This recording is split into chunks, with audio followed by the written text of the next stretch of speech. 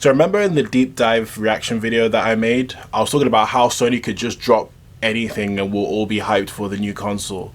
Well, looks like they did.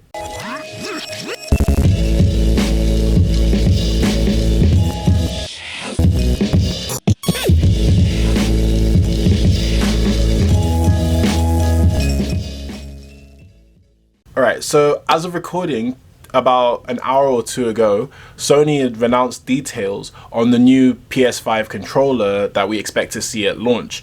And this controller is really different from what I imagined. First things first, right?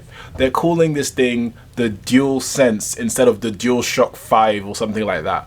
So what, DualSense 1, I guess? This is pretty interesting because this is, like I said, completely different from what I know PlayStation to do. This looks more like an Xbox controller than what I would expect a DualShock controller to be. Granted, like I said, they call this thing the DualSense, so it's a completely new name and a completely new controller. To be fair on Sony though, what I love about the DualShock 4 is that it has some of the ergonomics of an Xbox controller.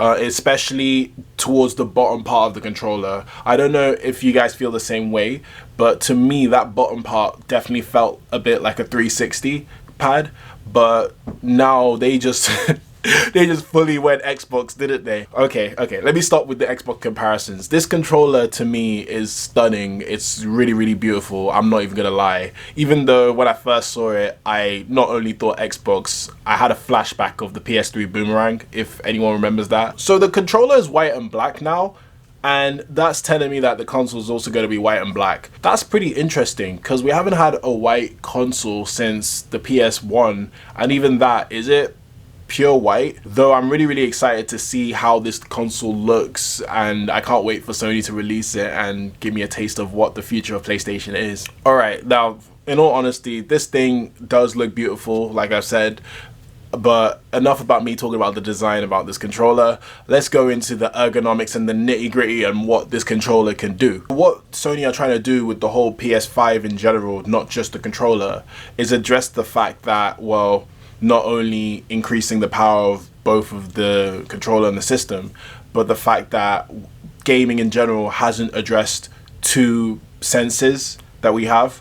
One of them is audio, which is hearing, and another one is touch. In the blog post that Sony released, they really emphasized the fact that this controller is going to have haptic feedback. Now, if you should know what haptic feedback is if you have an iPhone or a Samsung, but if you want to understand more about what haptic feedback is in gaming, I would say it's more like a Nintendo Switch Pro controller or even the Joy-Cons. When you play a Switch game, well, the ones that really use the haptic feedback well, you feel every hit that happens. And I think the best example of this would be Mario Kart, where if you bump into something, you feel where the bump is, and it's pretty like satisfactory to the feeling of it in the controller. That's what I'd say. My gripe with what Nintendo did with the haptic feedback is that I feel like they haven't used it as well as they could, and as well as they promised us. Like, they promised us that if you pour a glass in this game, you'd feel well, if you pour a glass in a game or if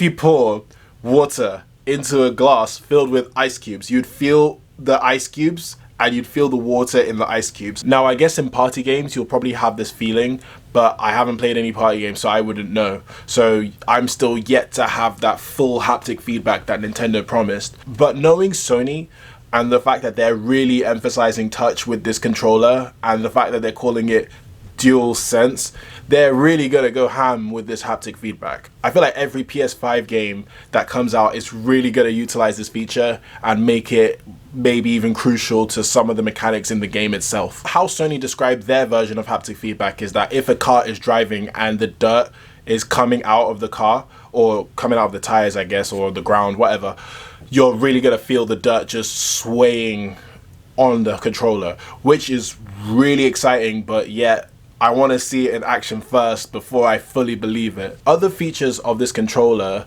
is the fact that it has a built-in microphone. So what they're saying is the reason why they put the built-in microphone is that you can jump into conversations with your friends instantaneously without having to have a headset. But they do advise that if you're going to have long periods of talking with your peers, then you need to have a well, not need to, but you may as well have a headset handy to do that. Also, the adaptive triggers that they've been talking about, they talk about it in this blog post. What these adaptive triggers are is that when you're playing a game and you press either the L2 or the R2 button, based on what mechanic you're doing in the game, they're either going to be more or less resistant on those triggers. So for example, pulling down a bow and arrow in the game and pressing the L2 button, or let's say the R2 button actually, would feel a lot more resistance than if you were to shoot someone in a game and you're firing a gun. That feature alone is so cool. So the fact that they're adding that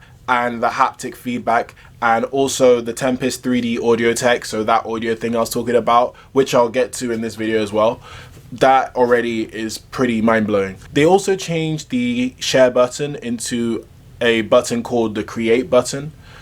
And they said that, well, Sony said that they're going to be giving us more details about what that can do towards the launch time or towards the launch period. So my guess is that's a system feature, of course, and it's probably some super high-tech version of the share button whereby it allows creators to share their content better or create better. I don't know, but we'll just have to find out when Sony wants to give us details. Also, Sony are stating that they're gonna have a long battery life with this controller. Well, I hope so, because the PS4, oh my days, this thing lasts like 4 hours and you have to recharge it all over again, and it gets very infuriating. And the fact that Nintendo has had long-lasting batteries in their controllers for years, I mean, Sony, you've been slacking on that department, so I really hope you mean what you're saying when you say a strong battery life in this DualSense controller. Last but not least, I haven't been talking enough about the audio, and I didn't mention it in my deep dive video.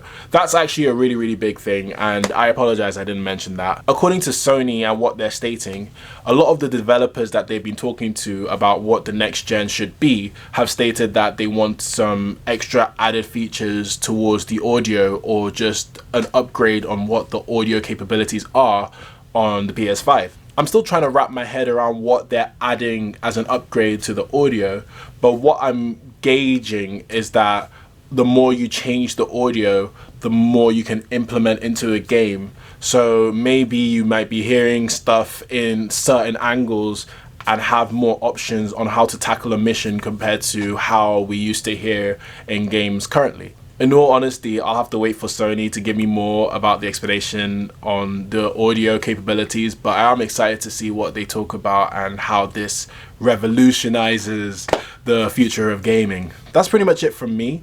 Those are my impressions on the new DualSense controller. It's gonna be hard to call it that after all these years, but what are your opinions on the DualSense or DualSense 1?